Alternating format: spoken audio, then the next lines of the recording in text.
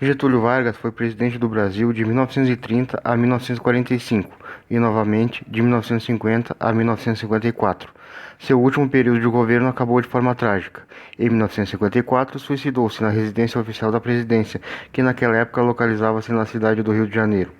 O período que vai de 1930 a 1954 é chamado por muitos historiadores de Era Vargas, não só porque esse governante foi presidente do país por 19 anos ao todo, mas também porque algumas das políticas implementadas por ele vigoram até hoje em nossa sociedade.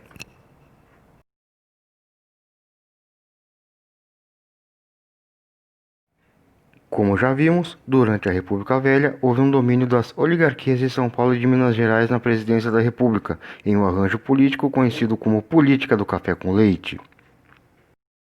Na década de 1920. Entretanto, o descontentamento das oligarquias de outros estados com seu papel secundário na política nacional passou a ameaçar esse arranjo. As disputas à sucessão presidencial de 1922, quando o candidato oficial, o mineiro Arthur Bernardes, seria desafiado pela candidatura do fluminense Nilo Peçanha, mostraram bem isso.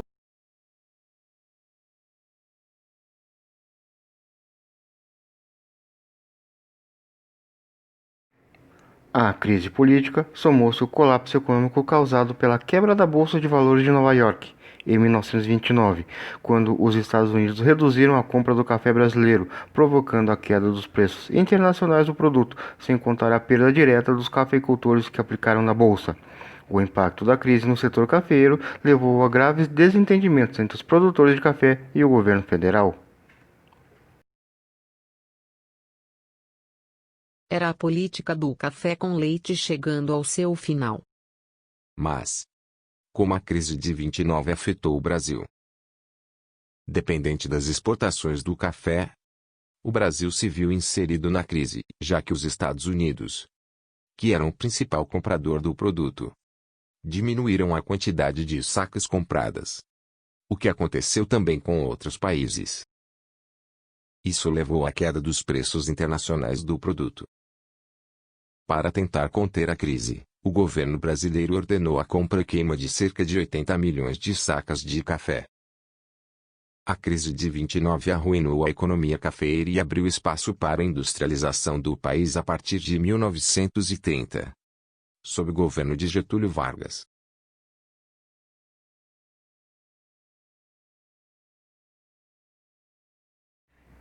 A crise político-eleitoral de 1922 reapareceu nas eleições de 1930, quando o então presidente Washington Luiz, representando São Paulo, lançou a candidatura do paulista Júlio Prestes, que tinha Vital Soares, então presidente da Bahia, como vice, no momento em que caberia a Minas Gerais indicar o sucessor.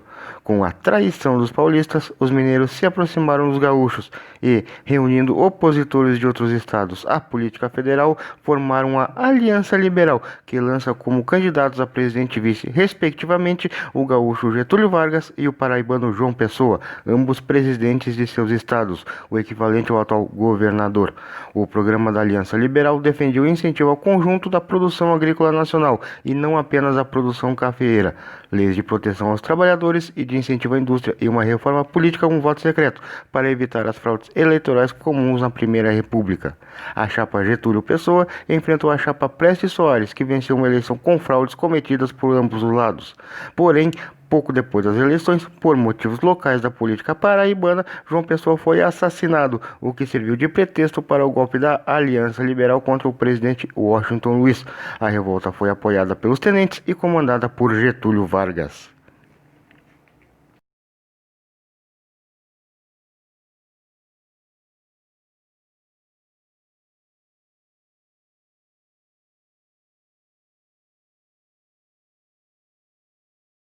O movimento tenentista foi uma reação dos oficiais de média e baixa patente do exército contra o regime oligárquico e as práticas políticas tradicionais difundidas pelos quartéis do Brasil na década de 1920.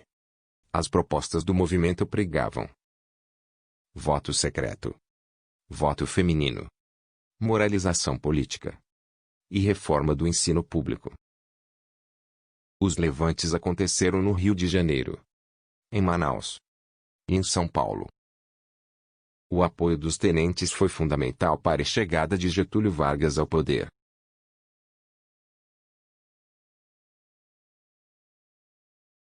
O movimento armado de 1930, liderado por Minas Gerais e Rio Grande do Sul, iniciou-se em 3 de outubro, com a tomada do Rio Grande do Sul em um ataque comandado por Oswaldo Aranha e Flores da Cunha. Rapidamente ganhou adeptos nos estados do Nordeste, tornando a situação do presidente Washington Luiz insustentável, o que o obrigou a renunciar. Quando Washington Luiz foi deposto em outubro de 1930, multidões saíram às ruas para comemorar por todo o Brasil. Edifícios públicos foram tomados, os jornais governistas empastelados. A República Velha desaparece. Uma República Nova se anuncia. Apoiado por setores populares, pelas classes médias urbanas e pela maioria dos líderes do movimento, em 3 de outubro Getúlio Vargas assumiu o poder.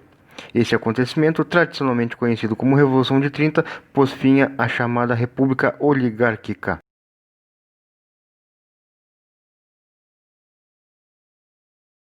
Ao assumir, Getúlio instituiu um governo provisório composto de representantes das elites estaduais vitoriosas e de militares que apoiaram a queda de Washington Luiz, mantendo um certo equilíbrio entre esses dois setores ao longo de seu governo.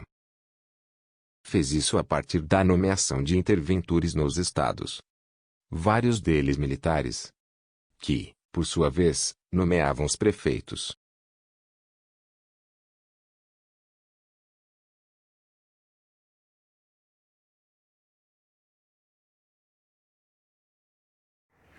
Obviamente houve resistência à política de intervenção do governo federal, principalmente no estado de São Paulo. A elite paulista, agora à margem do poder central, lutava por novas eleições presidenciais, pela autonomia estadual, pela elaboração de uma nova constituição para o país e contra o interventor nomeado por Vargas, que não era paulista. Em 9 de julho de 1932, São Paulo iniciou uma reação armada contra o governo federal, conhecida como Revolução Constitucionalista de 1932. Sem conseguir nacionalizar o movimento e sem o apoio prometido por Minas Gerais, São Paulo rendeu-se após 3 meses de guerra. Mesmo com a derrota militar, as principais demandas das lideranças paulistas foram contempladas. Naquele mesmo ano foram convocadas as eleições para a Assembleia Nacional Constituinte e o paulista Armando de Salles Oliveira foi nomeado interventor do estado de São Paulo.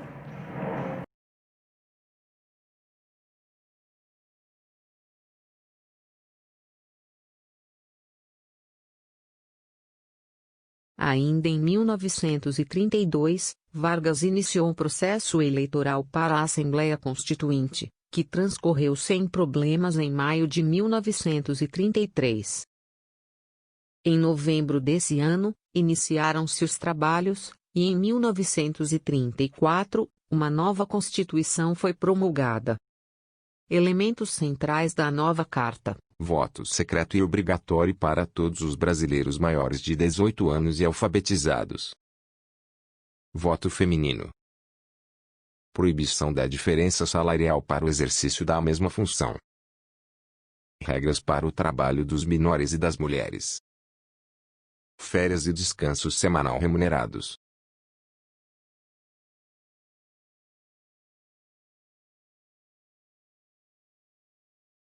Essas leis consolidavam a política trabalhista de Vargas, que, no intuito de diminuir a pressão do movimento operário sobre o governo, buscou atender a algumas de suas reivindicações. Mas, apesar de importantes, as leis tinham alcance limitado. A legislação trabalhista, previdenciária e sindical estava voltada para uma população de trabalhadores urbanos, enquanto os trabalhadores rurais, autônomos e domésticos, constituindo a maioria da população trabalhadora do país, ficaram de fora da estrutura de proteção que, então, se inaugurava.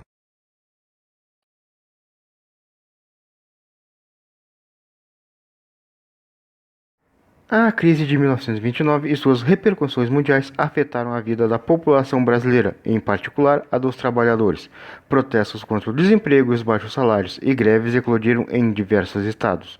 Em 1934, a crise econômica ainda não tinha sido superada e setores da sociedade se mobilizavam defendendo propostas para sua superação. Duas organizações políticas importantes firmaram-se nesse período: a Ação Integralista Brasileira, AIB, e a Aliança Nacional Libertadora, ANL. Os integralistas da AIB eram nacionalistas e avaliavam que a democracia seria incapaz de tirar o Brasil da crise. Inspirados em regimes totalitários, como o fascismo na Itália e o nazismo na Alemanha, eram, sobretudo, contra o comunismo. Mas não era só na cúpula do governo que a democracia estava em baixa. Em outubro de 1932, surgira a Ação Integralista Brasileira, chefiada por Plínio Salgado. Influenciado pelo fascismo italiano, o integralismo se dizia um movimento nacionalista em defesa da ordem, da disciplina e das tradições patrióticas. A ANL, embora dirigida pelo Partido Comunista, reunia diversos setores descontentes e contava com a participação de anarquistas, liberais e socialistas. Eram nacionalistas favoráveis à nacionalização de empresas estrangeiras e à reforma agrária. Oposição ao integralismo e ao nazifascismo, a ANL pregava um governo popular para o Brasil. Para Getúlio, a Aliança Nacional Libertadora não passava de uma fachada do Partido Comunista. O ministro da Guerra, João Gomes, considerava o ideário aliancista contrário à lei e à ordem. Outros generais afirmavam que a aliança recebia ouro de Moscou. Esses ataques eram motivo de festa para os integralistas, que já contavam com um precioso aliado na cúpula do governo, o coronel Newton Cavalcante, chefe da Casa Militar da Presidência da República. As propostas de transformação social radical da Aliança Nacional Libertadora e sua capacidade de mobilização incomodaram as elites brasileiras e, em meados de 1935, o governo federal fechou a organização. Seguindo instruções da Internacional Comunista, Prestes convoca as massas para o momento do assalto e exige todo o poder à aliança.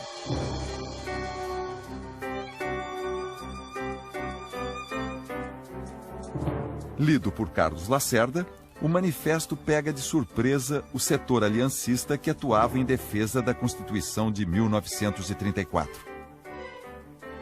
Na semana seguinte, Getúlio manda fechar a aliança. Parte do grupo manteve as atividades ilegalmente. Em novembro do mesmo ano, organizou uma revolta com o objetivo de instaurar um novo governo e pôr em ação seu programa nacionalista e popular. A revolta foi chamada pelo governo e pela grande imprensa de Intentona Comunista. Restrito às cidades de Natal, Recife e Rio de Janeiro, o movimento foi rapidamente controlado pelas forças oficiais, mas a rebelião serviu de pretexto para o governo decretar estado de sítio, censurar os meios de comunicação e prender centenas de envolvidos na revolta. Apesar de apoiar as eleições marcadas para 1938, Vargas preparava um golpe, com o aval dos militares, para permanecer no poder e, para isso, a ameaça do perigo vermelho continuava sendo útil para justificar as medidas repressivas. Em setembro de 1937, os jornais publicaram a descoberta do Plano Cohen, um pretenso plano comunista para a tomada do poder no país. Obviamente, isso foi usado como pretexto para o golpe que manteria Vargas no poder. Em novembro daquele ano, tropas federais fecharam o Congresso Nacional e a população foi informada pelo rádio de que um novo regime político estava sendo instaurado, o Estado Novo. Anos mais tarde, comprovou-se que o Plano Cohen foi redigido pelo capitão Olímpio Mourão Filho, integralista e chefe do Serviço Secreto do Exército. A ditadura implantada por Getúlio com o golpe estendeu-se até 1945. O novo regime tinha duas vertentes muito distintas. De um lado, suspendeu as liberdades civis, extinguiu os partidos políticos, promoveu a censura e a repressão policial. De outro, estabeleceu garantias trabalhistas e incentivou a industrialização, a cultura e a expansão do ensino público. O governo de Vargas adotou uma posição pragmática no que se refere à política externa. Tentando ampliar as relações do Brasil com as grandes potências, e tirar proveito das rivalidades entre elas, assinou acordos com a Alemanha, e com os Estados Unidos, países que estariam em lados opostos na guerra mundial que, em breve, eclodiria. Durante o Estado Novo, a economia brasileira se caracterizou por uma forte intervenção estatal.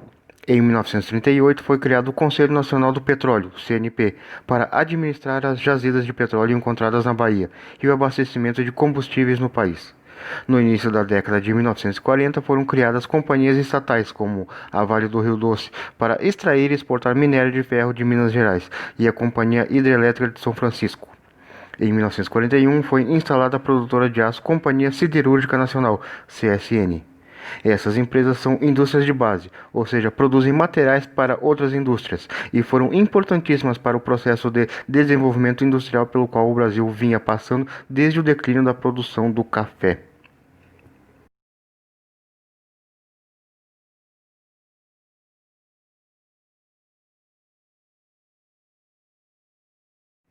Devido ao acelerado desenvolvimento industrial, o movimento operário se tornou uma das preocupações centrais do Estado Novo. Foi por isso que foram criadas leis que colocavam os sindicatos sob controle do Estado, tais como a proibição da existência de mais de um sindicato por categoria profissional e o imposto sindical, que consistia em um percentual recolhido automaticamente uma vez por ano do salário do trabalhador e cujos valores eram repassados aos sindicatos, a outras entidades de classe e ao Ministério do Trabalho.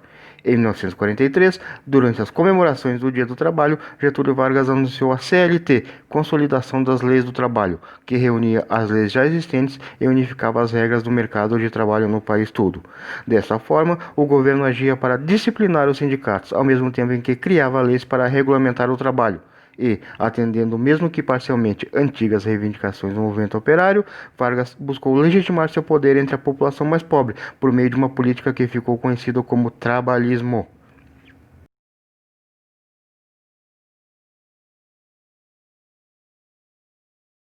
Direitos trabalhistas previstos na CLT de 1943. Jornada de trabalho de 8 horas diárias, e 44 horas semanais. Proibição do trabalho para menores de 14 anos, e do trabalho noturno para menores de 18 anos. Igualdade salarial entre homens e mulheres. Salário mínimo nacional, e carteira de trabalho. Descanso semanal remunerado. Pagamento de horas extras. Férias anuais remuneradas. Licença maternidade de 6 semanas antes, e 6 depois do parto. Adicional de insalubridade.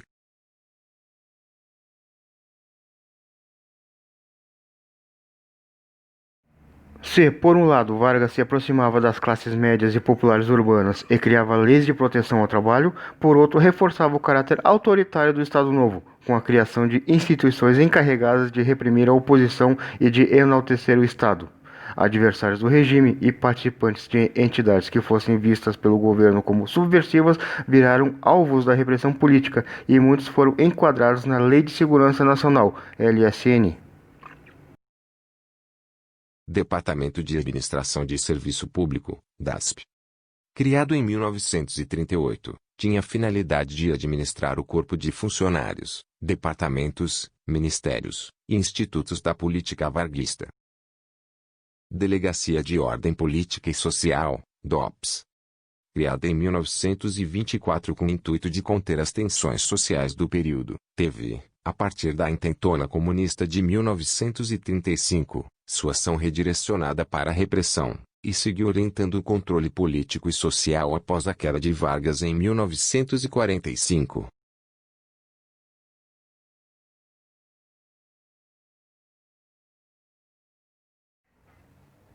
Embora seja um lado ainda pouco divulgado, o governo Vargas teve como característica uma forte repressão aos que eles se opunham. Oficialmente, a ação policial tinha como objetivo mostrar para a população que o governo investia na atenção à estabilidade social e à segurança, mas existem inúmeros relatos de torturas, perseguições e assassinatos àqueles que ameaçavam a ordem do governo. Esta repressão era atribuição da Polícia do Distrito Federal, comandada por Filinto Miller, que era simpático ao nazismo, sobretudo a polícia política alemã da época, conhecida como Gestapo. Com a censura em ação, entretanto, foram raros os crimes do Estado que chegaram ao conhecimento da população. Não sei nada de Prestes. Tem certeza? Não! Juro que não. Eu não sei onde está. Ele mudou de esconderijo.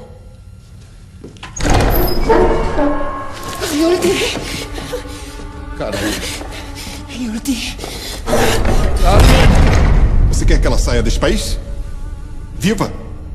A decisão é só sua. Eu não sei onde ele e sua mulher estão. Com o objetivo de difundir a ideologia do Estado Novo entre as camadas populares, o governo Vargas investiu em um conjunto de instrumentos de propaganda sobre si e o seu governo. O Departamento de Imprensa e Propaganda, o DIP, submetido diretamente ao presidente, tornou-se um dos órgãos mais poderosos do período. Foi criado em 1939 com o objetivo de tornar o Estado Novo popular e construir e manter a imagem de pai dos pobres do presidente, junto aos operários e à população em geral, através de campanhas que exaltavam a figura de Vargas. O DIP tinha como tarefas coordenar, orientar e centralizar as propagandas produzidas pelo governo ou empresas privadas, controlar as produções artísticas, implantar e dirigir o programa de radiodifusão oficial do Estado, organizar manifestações cívicas, festas patrióticas, exposições e concertos, produzir e distribuir cartilhas para a educação de crianças e jovens com a intenção de promover a ideologia de apoio ao regime e ao governo e censurar toda e qualquer crítica ao governo de Vargas.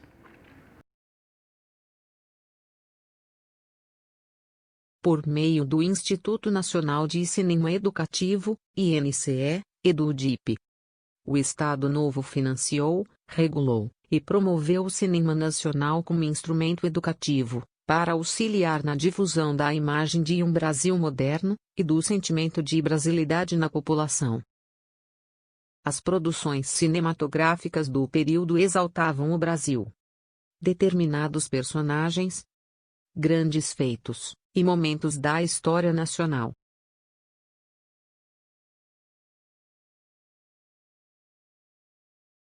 O rádio foi usado como recurso estratégico para difundir a ideia de uma identidade e cultura nacionais, e de um regime forte. A Hora do Brasil era um programa de rádio que reunia a função de noticiário, com os principais comunicados do governo, e de diversão, com a presença de celebridades da música nacional. O programa popularizou o governo Vargas devido ao seu enorme sucesso na população.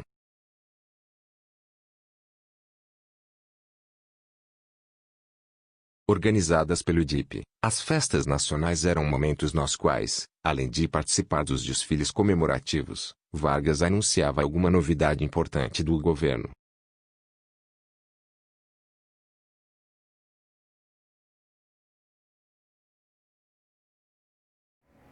Os discursos governamentais pregavam a formação de um novo homem, para um novo regime político identificado com a ideia de fortalecimento da nação e com o sentimento de brasilidade. Com o Estado Novo, a construção de uma identidade nacional brasileira transformou-se em política de governo, com um processo no qual educação e cultura desempenharam um papel estratégico. A exaltação de um ideal nacionalista era útil à política centralizadora de Vargas, interessado em criar uma associação entre um líder forte, um brasileiro orgulhoso de sua identidade e um país integrado à modernidade. Mas esse propósito muitas vezes contrariou os interesses das elites regionais.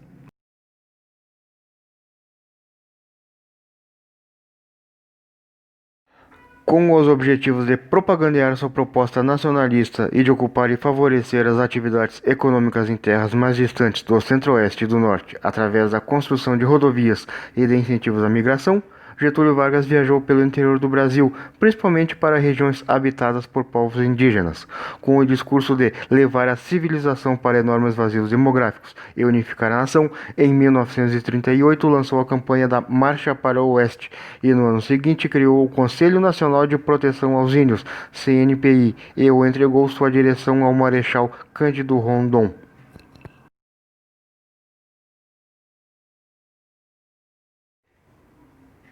A política indigenista de Vargas colocava os povos indígenas como símbolos da brasilidade e afirma o objetivo de integrá-los à sociedade brasileira.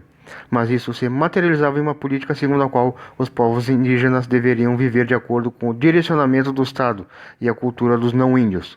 Os povos indígenas não foram consultados sobre sua opinião ou vontade em relação a essa política, e dessa forma o Estado desrespeitava seus interesses e os tratava como incapazes de decidir sobre seu próprio destino, ou seja, como se necessitassem de tutela.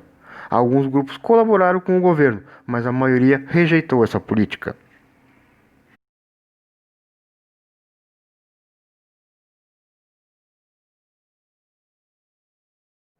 Ao contrário do que se esperava, em 1942 o Brasil declarou guerra ao eixo composto por Alemanha, Itália e Japão. E em 1945, tropas da Força Expedicionária Brasileira, a FEB, foram enviadas para combater na Itália. O governo ditatorial de Getúlio Vargas tinha muito mais identidade com Mussolini e Hitler do que com os governos liberais e, por quase 3 anos, desde o início da Segunda Guerra Mundial, o Brasil se manteve neutro. Entretanto, a influência econômica e política de países como Inglaterra e Estados Unidos pesou muito na decisão. Em troca de financiamentos para construir a Companhia Siderúrgica Nacional, a CSN, e modernizar as Forças Armadas, o Brasil entrou na guerra ao lado dos aliados e permitiu que tropas estadunidenses instalassem bases militares no Nordeste. Enquanto isso, os aliados compravam nossa borracha e minérios para sua indústria bélica.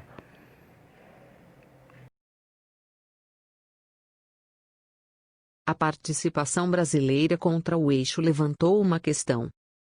Como um país que lutava ao lado de países considerados democráticos contra governos considerados totalitários, mantinha uma ditadura de inspiração nazifascista.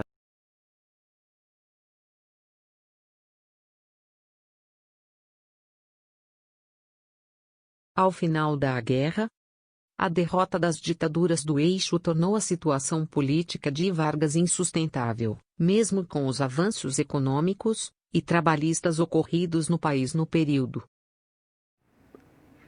Apesar da censura e da repressão policial, a oposição pressionava o governo ditatorial por mudanças. Manifestações estudantis lideradas pela União Nacional dos Estudantes, UNE, contra o nazifascismo agitavam o país, e mesmo apoiadores do governo diziam que, tendo lutado contra o totalitarismo, não era mais possível viver sob uma ditadura. Vargas ainda tentou permanecer no poder. Marcou eleições presidenciais e parlamentares para dezembro de 1945 e eleições para governador e assembleias estaduais para maio de 1946. E ainda em 1945, pressionado pelos países aliados, ao lado dos quais o Brasil lutou na guerra, a restabelecer garantias democráticas no país, Vargas instituiu a liberdade partidária e novos partidos políticos foram criados. Em favor da permanência de Getúlio foi organizado um movimento político apelidado de Queremismo, pois seu slogan era "Queremos Getúlio". Apoiado por vários grupos, inclusive pelo Partido Comunista, esse movimento era a favor de nova Constituição, mas mantendo Vargas no poder. Mas militares de alta patente, opositores políticos e antigos aliados se aliaram e o depuseram em outubro de 1945. Após a deposição de Vargas, o cargo de presidente da República foi provisoriamente ocupado pelo presidente do Supremo Tribunal Federal, José Linhares. E no final do ano de 1945, os brasileiros voltaram a escolher o presidente do país, e elegeram os parlamentares que iriam elaborar uma nova Constituição Federal. O eleito foi o até então inexpressivo general Eurico Gaspar Dutra. Logo na posse, em 31 de janeiro de 1946, ele se alinhou aos Estados Unidos, rompeu relações diplomáticas com a União Soviética, fechou o Partido Comunista e cassou os mandatos dos parlamentares do partido. Em relação à economia, o governo Dutra teve duas fases. Na primeira delas, liberou as importações, o que causou um verdadeiro desastre por conta dos excessos, que acabaram com as reservas de moedas estrangeiras acumuladas durante a Segunda Guerra. Na segunda fase, entre 1947 e 1950, a importação foi reduzida aos itens essenciais para a produção industrial, como máquinas e equipamentos. O centro da política econômica interna do governo Dutra foi o combate à inflação com drástica redução da emissão de moedas e dos gastos públicos. Os 2 últimos anos do governo de Dutra registraram um crescimento econômico que foi claramente o resultado de uma maior intervenção do Estado na economia.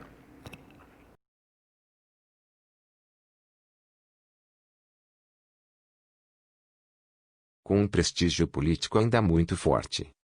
Nas eleições de 1950, Vargas derrotou o candidato apoiado pelo general Eurico Gaspar Dutra, e retornou à presidência da República. Ao tomar posse, Vargas recebeu uma situação de desequilíbrio nas contas públicas e de inflação muito alta. Mas logo em 1951, a inflação caiu, as exportações cresceram, superando as importações, a indústria de base foi ampliada e o crescimento econômico do país atingiu 7%. Nos anos seguintes, porém, os avanços econômicos foram parcialmente reduzidos, centralmente pela diminuição dos investimentos estadunidenses no Brasil. Além disso, a inflação voltou a crescer, encarecendo o custo de vida, particularmente para os trabalhadores.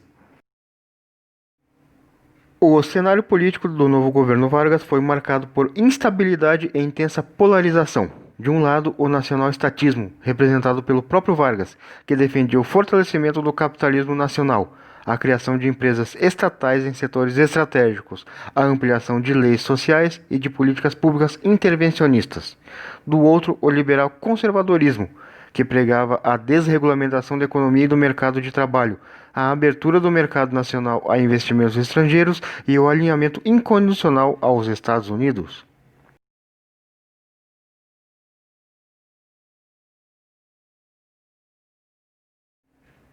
O tema da exploração e da comercialização do petróleo, uma fonte de energia e matéria-prima estratégica para o crescimento econômico, polarizava as opiniões da sociedade. De um lado, os nacionalistas, nacional-estatistas, defendiam o direito exclusivo das companhias brasileiras na exploração do produto, e de outros liberais, liberais conservadores, que pregavam a abertura da exploração para as empresas estrangeiras. A campanha O Petróleo é Nosso, inicialmente apoiada por pequenos grupos de militares nacionalistas, jornalistas e estudantes, tomou corpo a partir de 1947 e deu sustentação para a criação da Petrobras em 1953. A estatal passou a ter um monopólio sobre as atividades de exploração do petróleo em todo o território nacional, exceto sobre a distribuição dos derivados do produto. Em 1952, Vargas criou o Banco Nacional de Desenvolvimento Econômico, BNDE, que tinha a função de financiar novos projetos públicos e privados para o desenvolvimento econômico do Brasil. Em 1954, o presidente propôs a criação da Eletrobras, com o objetivo de construir usinas geradoras de energia elétrica para suprir a demanda do país. O projeto enfrentou forte oposição, e a empresa só foi instalada em 1962.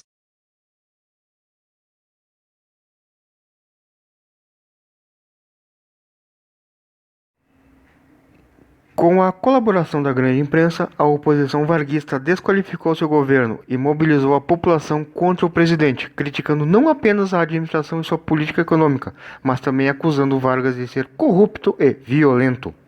Líder da oposição a Getúlio, o jornalista Carlos Lacerda, que era dono do jornal Tribuna da Imprensa, fazia uma série de acusações políticas e pessoais contra Vargas.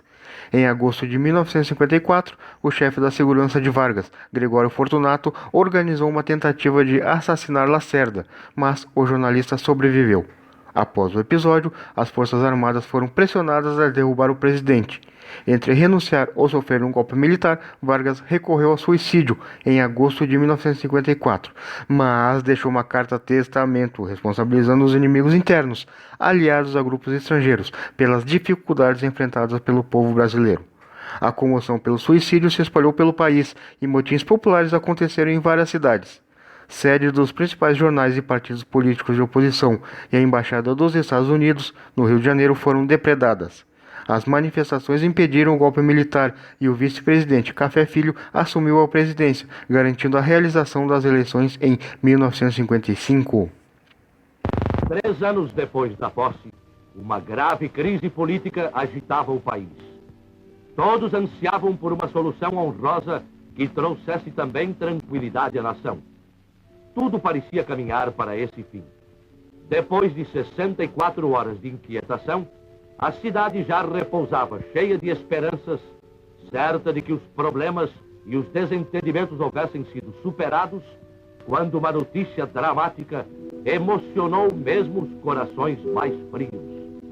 Pusera termo à vida o presidente Vargas.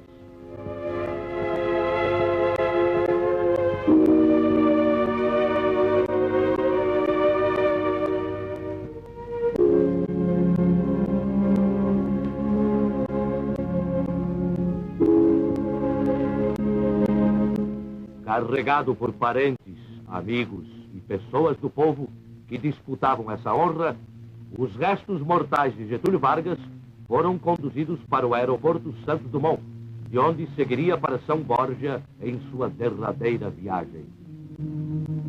O cortejo fúnebre avançava lentamente. Pelo acompanhamento, pelo vulto e pela emoção, constituiu acontecimento único na história do país. Em todo o trajeto, dezenas de milhares de pessoas choraram no último adeus àquele que simboliza uma fase de nossa vida social e política.